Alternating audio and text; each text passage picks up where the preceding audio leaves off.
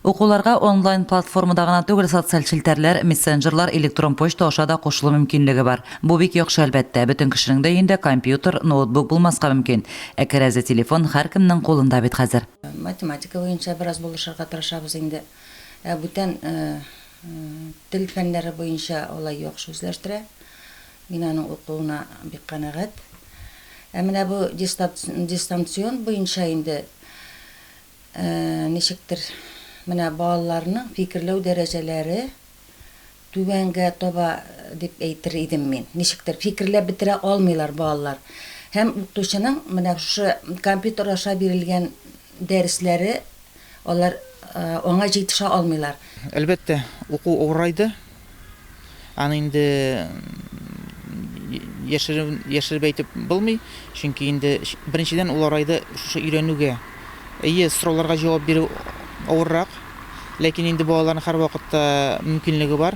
Укытучыга WhatsApp-тан язып, яки шалтыратып, яки аңламаган соравын тагын фотога төшереп җибәреп, кире җавап алырга.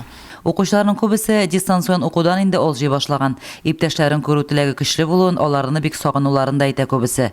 Укучылар дәресләрне төрле программалар белән эшли. Мөслимдә яшәүче Камил Исламов уку барышында компьютерда, кәрәзле телефонда куллана.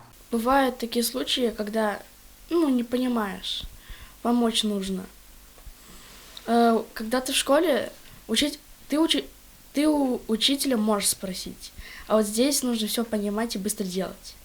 Башта бик авыррак барса да, өйрәнеп китү беренчедән укытучыларга да авыррак булды.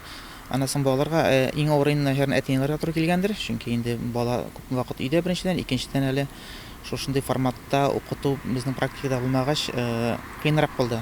Бүгенге көндә район үзәгендә һәм авылларның барлык мәктәпләреннән 2164 укучы дистанцион төстә белем ала. Район мәгариф бүлеге төзегән график буенча онлайн дәресләр билгеләнгән тәртиптә үтә. Кайбер гаиләләрдә мәктәп яшендәге берничә бала бар. Аларның дәресләре киселешмәсен яисә бер вакытка туры килмәсен өчен дәресләр расписаниесе төзелгән. Лилия Шәймиева, Айрат Фазылов, Мөслим телевидениесе.